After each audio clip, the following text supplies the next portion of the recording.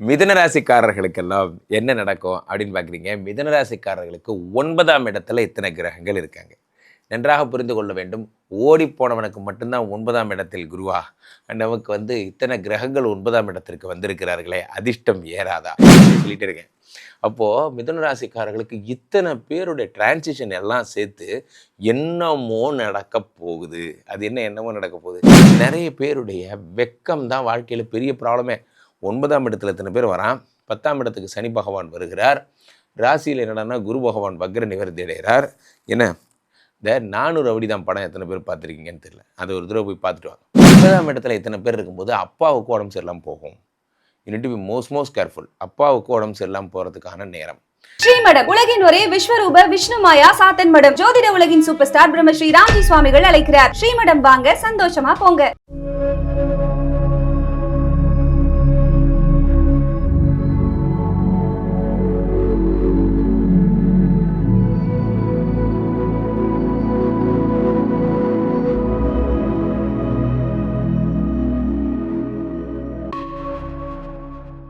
உலகெங்கிலும் இருக்கும் ஆன்மீக பரிகார நேயர்கள் அனைவருக்கும் வணக்கம். நான் உங்கள் ராம்ஜி. இந்த பிப்ரவரி மாதம் வந்தாலே எல்லாருக்கும் காதலர் தின வைப்ஸ் வந்துடும். இந்த 14ஆம் தேதி வரப்போகிறது. அதுக்கு முன்னாடி 9 கிரகங்களும் மூமெண்ட் ஆக போகுது. அது என்ன 9 கிரகம்? 9 கோளும் ஒன்றாய் சேர பிள்ளையார் பட்டி. அதுதான் சார் நான் கேள்விப்பட்டிருக்கேன். இது என்ன சார் 9 கிரகமும் மூவ் ஆகுது? காரணம், ஒவ்வொரு கிரகத்துக்கும் ஒவ்வொரு கண்டென்ட் இந்த மாதம் ட்ராவல் ஆகுது. ஃபார் எக்ஸாம்பிள், மார்ச் 6ஆம் தேதியிலேருந்து நமக்கு குரு பகவான் வக்ர நிவர்த்தி அடைகிறார். இந்த பக்கம் என்னடான்னா எல்லா கிரகமும் கும்பத்துக்கு வருது. செவ்வாய் தொடங்கி சூரியன் தொடங்கி புதன் தொடங்கி சுக்கிரன் வரை எல்லாருமா கும்பத்துக்கு வராங்க. அப்படியே ஸ்லோலி எல்லோரும் மீனத்துக்கு போயிட்டுருக்காங்க. இப்படி 9 கிரகங்களும் டிஸ்டர்ப் ஆகிற ஒரு நேரம்னா அது இந்த பிப்ரவரி டு மார்ச், இந்த 1.5 மாதம், இந்த பிப்ரவரி டு மார்ச். ஸோ இப்போது இப்படி எல்லா கிரகங்களும் டிஸ்டர்ப் ஆகும்போது என்ன நடக்கும் அப்படின்னு பார்த்தீங்கன்னா, ஒரு பெரிய பெரிய சாம்ராஜ்ய யோகம், புதையல் யோகங்கள்லாம் கிடைக்கும் அப்படின்னு நம்ம பார்க்குறோம். அவ்வகையில் யார் யாருக்கெல்லாம் என்னென்ன யோகங்கள் கிடைக்க போகிறது, யார் யாருக்கெல்லாம் குபேர சம்பத்துகள் வரப்போகிறது, யார் யாரெல்லாம் பெரிய பெரிய விஷயங்கள்லாம் அச்சீவ் பண்ண போகிறீங்க, முக்கியமாக வெளிநாடு போக போகிறீங்க போன்ற விஷயங்கள் எல்லாம் ராசி ரீதியாக நாம் பார்த்து விடலாம். இதில் ஒரு விஷயம் என்ன அப்படின்னா, நீங்கள் எச்சரிக்கையாக இருக்க வேண்டிய விஷயம்னு பார்த்தா பொதுவாகவே ஸ்ட்ரெஸ் தாங்கய்யா. மனநிலை தான் நீங்கள் ரொம்ப எச்சரிக்கையாக இருக்க வேண்டிய விஷயம். காரணம் என்னென்னா, எல்லா கிரகங்களும் கும்பத்தில் இருந்தால், எல்லா கிரகங்களும் மீனத்திற்கு வந்தால் என்ன ஆகும் அப்படின்னா, அதிகபட்ச உச்சக்கட்ட ஸ்ட்ரெஸ்ஸை நீங்கள் அனுபவிக்கணும். ஏதேனும் ஒரு இடத்துல தான் இருக்கும் உங்கள் ராசிக்கு. அப்படிங்கும்போது அந்த மனநிலை பாதிப்பு, இவ்வளோ பெரிய உச்சக்கட்ட அழுத்தத்தை நம்ம எப்படி ஃபேஸ் பண்ண போகிறோம் அப்படிங்கிறது தான் பிரைமரி ஃபேக்டர். நம்ம ராசி ரீதியாக பார்த்தோம். மிதுன ராசிக்காரர்களுக்கெல்லாம் என்ன நடக்கும் அப்படின்னு பார்க்குறீங்க. மிதுன ராசிக்காரர்களுக்கு 9ஆம் இடத்துல இத்தனை கிரகங்கள் இருக்காங்க. நன்றாக புரிந்து கொள்ள வேண்டும். ஓடிப்போனவனுக்கு மட்டும்தான் 9ஆம் இடத்தில் குருவா? நமக்கு இத்தனை கிரகங்கள் 9ஆம் இடத்திற்கு வந்திருக்கிறார்களே, அதிர்ஷ்டம் ஏறாதா? நண்பர்களே, ஒரு விஷயத்தை முடிவு பண்ணணுன்னு ஒரு ஆள் முடிவு பண்ணால் பரவாயில்ல, ஒரு ஊரே முடிவு பண்ணியிருக்கு. என்ன நம்ம இது சொல்கிறாங்கல்ல, ஒரு அதிர்ஷ்டத்தை உங்களுக்கு கொடுக்கணும்னு முடிவு பண்ணிட்டாங்கன்னா, யார் யாரெல்லாம் முடிவு பண்ணாங்க? 5 கோடி யோகாதிபதி சுக்கிரன் முடிவு பண்ணுகிறார், சூரியன் முடிவு பண்ணுகிறார், செவ்வாய் முடிவு பண்ணுகிறார், அடுத்ததாக உங்களுக்கு சனி முடிவு பண்ணுகிறார், ராகு முடிவு பண்ணுகிறார். என்னடா நடக்குது இங்கே? இவங்க அத்தனை பேரும் 9ஆம் இடத்துக்கு வந்துட்டாங்க. ராசியில் இருந்த குரு பகவான் வேறு வக்ர நிவர்த்தி அடைஞ்சிட்டாரு. இந்த பக்கம் சனி பகவான் என்னன்னா 9லேருந்து 10க்கு போகிறாரு. ஸோ பிப்ரவரி தொடங்கி மார்ச் வரைக்கும் 9 கிரகங்களின் ஆட்டம் என்ன அப்படின்னு பார்த்தீங்கன்னா, சனி பகவான் 10ஆம் இடத்துக்கு போகும்போது, 10லே ஒரு பாவி இருந்தால் அரசனை போல் யோகம் உண்டு, 10ஆம் இடத்தோடு சனி தொடர்பு கொண்டால் உலக புகழ் பெறுவீங்க. நான் எல்லாத்தையும் சொல்லிகிட்டே இருக்கேன். அப்போது மிதுன ராசிக்காரர்களுக்கு இத்தனை பேருடைய டிரான்சிஷன் எல்லாம் சேர்த்து என்னமோ நடக்க போகுது. அது என்னமோ நடக்க போகுது? பேரதிர்ஷ்டம் வரப்போகிறது. பேரதிர்ஷ்டம். அது என்ன பேரதிர்ஷ்டம்? நண்பர்களே, ஒரு விஷயம் புரிந்து கொள்ளுங்கள். நமக்கு ஒரு நேரம் வரும்போது நம்ம என்ன பண்ணுவோம்? உட்கார நேரம் இருக்காது, ரொம்ப பிஸியாயிரும்.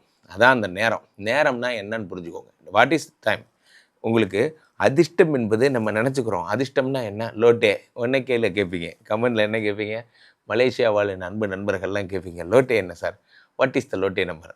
அதெல்லாம் ஒரு பக்கம். அதுவும் அதிர்ஷ்டம் தான், நான் இல்லைன்னு சொல்லலை. உண்மையிலே அதிர்ஷ்டம் என்ன தெரியுமா நண்பர்களே? நல்ல மனிதர்களை சந்திப்பது, அவர்களோட அசோசியேட் ஆகி ஒர்க் பண்ணுறீங்க பாருங்கள், அதுதான் அதிர்ஷ்டம்.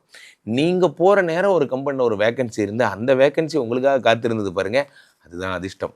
அதிர்ஷ்டம் என்பது ஒரு வரியில் சொன்னால் என்ன அப்படின்னா, நமக்கான நேரம் அப்படிங்கிறது. ஸோ அப்போது மிதனராசிக்காரர்களுக்கெல்லாம் உங்களுக்கான ஒரு நேரம் வந்து விட்டது. அடுத்த டீம் லீடர் யார் அப்படிங்கிறத பேசிகிட்டு இருக்கோம். ஐயா உங்கள் முன்னாடி கையை கட்டிட்டு என்ன ரோஸ் கலர் ஜிப்பாக போட்டுட்டு உங்கள் முன்னாடி பேசிகிட்டு இருக்கிறேனே, எனக்கு டீம் லீடர் கொடுங்க ஐயா, அவருக்கு டீம் லீடர் கொடுக்கலாங்க ஐயா அப்படின்னு நீங்கள் சொல்ல வரே. அமாவாசை அப்படின்னு நீயே தேர்தல் நில்லு. அந்த மாதிரி நீங்கள் உங்கள் பாஸ் உங்கள்கிட்ட கேட்பாரு, என்ன நம்ம அடுத்த டீம் லீடராக யாரை போடலான்னு தெரில ஐயா. உங்கள் பக்கத்தில் ஒருத்தர் ரொம்ப காலமாக உங்களுக்கு கார் ஓட்டிகிட்டு இருக்காரு, உங்கள் கூட தான் தெரியுறாரு, யார்? இல்லைடா நீயே இருந்துக்கோ, நீ தான் சரியான சாய்ஸ். டக்குன்னு தூக்கிடுவாங்க. அந்த அதிர்ஷ்டம் வரும் பொழுது நம்ம என்ன செய்ய வேண்டும் என்றால், ஒன்று புரிந்து கொள்ளுங்கள், அந்த நேரத்தை நீங்கள் பயன்படுத்திக்கிறோம். நிறைய பேருடைய வெக்கம் தான் வாழ்க்கையில் பெரிய ப்ராப்ளமே. 9ஆம் இடத்துல எத்தனை பேர் வரான், 10ஆம் இடத்துக்கு சனி பகவான் வருகிறார், ராசியில் என்னடான்னா குரு பகவான் வக்ர நிவர்த்தி அடைகிறார். என்ன இந்த 400 ரவுடிதான் படம் எத்தனை பேர் பார்த்துருக்கீங்கன்னு தெரியல, அதை ஒரு தடவை போய் பார்த்துட்டு வாங்க. 400 ரவுடிதான் படத்தில் அந்த நயன்தாரா மேடம் வந்து கேட்பாங்க, என்ன கேட்பாங்க, இவர்கிட்ட கேட்பாங்க, விஜய் சேதுபதிகிட்ட கேட்பாங்க, என்ன ஏதாவது ஒரு பெரிய ரவுடிகிட்ட கூட்டிகிட்டு போ அப்படின்னு சொல்லுவாங்க. அப்போ விஜய் சேதுபதி என்ன பண்ணுவார், இது அப்படி மார்பெல்லாம் அப்படி தூக்கிட்டு அப்படி நின்று, சொல்லுங்கள் இப்போ நான் என்ன செய்யணும் அப்படிம்பாரு. அதான் சொன்னேனே, என்னை ஒரு பெரிய ரவுடிகிட்ட கூட்டிகிட்டு போ. அதுக்கு விஜய் சேதுபதி சொல்லுவார், சொல்லுங்கள் நான் இப்போ என்ன செய்யணும் அப்படிம்பாங்க. அந்த நேரத்தை அவர் ஸ்கோர் பண்ணுவார். அந்த நேரத்தை அந்த மாதிரி 9ஆம் இடத்துல இத்தனை பேர் இருக்கும் பொழுது அந்த டைமை நீங்கள் ஸ்கோர் பண்ணுங்கள் நண்பர்களே. 9ஆம் இடம் என்பது என்ன, பாக்யஸ்தானம்.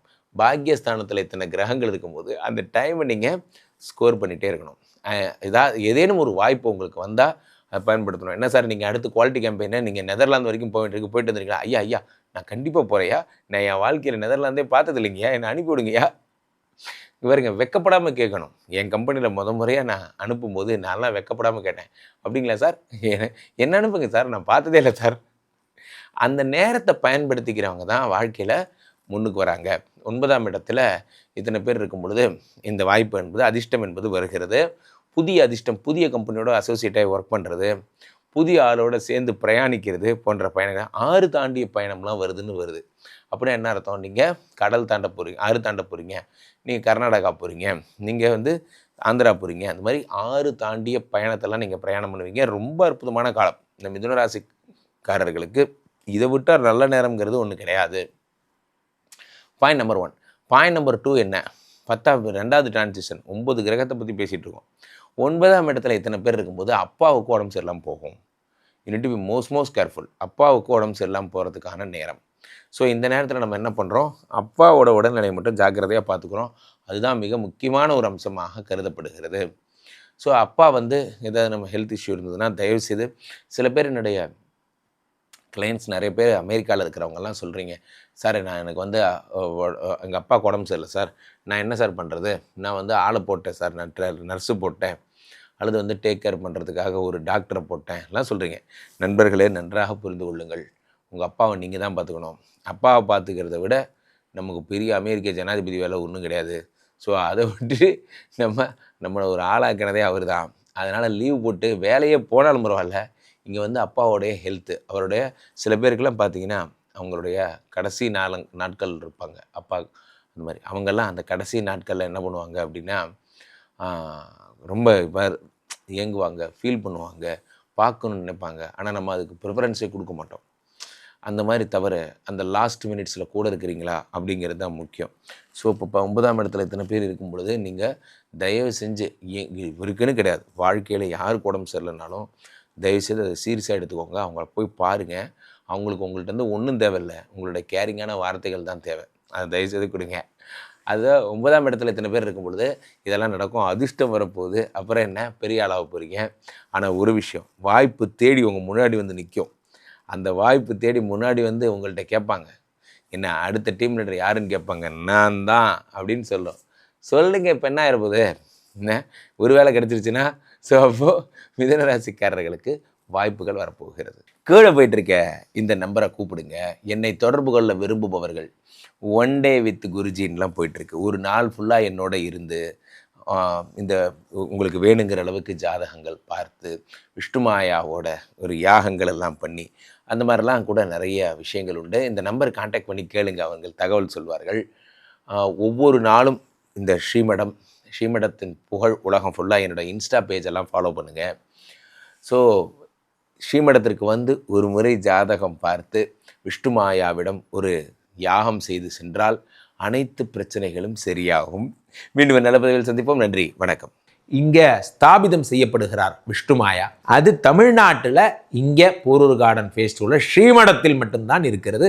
வேற எங்கேயும் இவருக்கு ஆலயங்கள் கிடையாது. நம்மளுடைய வேலை இல்லை, குழந்தை இல்லை, நமக்குடைய எதிர்காலம் கேள்விக்குறியாக இருக்குது, கள்ளத்தொடர்பு, ஏமாற்றம், துரோகம் போன்ற பிரச்சனைகளுக்காக ஸ்பெசிஃபிக்காக பண்ணுற ஒரு ஹோமம். இந்த ஹோமம் 48 நாள் தினமும் பண்ணுறோம். இப்போ நீங்கள் புக் பண்ணுறீங்கன்னா இன்னிலேருந்து 48 நாள் இந்த ஹோமம் பண்ணி உங்களுக்கு அந்த பிரச்சனைகளை சேலஞ்சிங்காக சரி பண்ணி தரோம். ஸோ விஷ்ணுமாயா சாத்தனுடைய ஆலயத்திற்கு நீங்கள் வாருங்கள், இந்த ஸ்ரீமடத்திற்கு வாருங்கள், வந்து இந்த ஹோமத்தில் கலந்து கொள்ளுங்கள். இதை பற்றி தரவுகள் கீழே போயிட்டு இருக்க நம்பரை கேட்டு தெரிஞ்சு புக் பண்ணிக்கிட்டு இந்த ஹோமத்தில் நீங்களும் பங்கெடுக்கலாம்.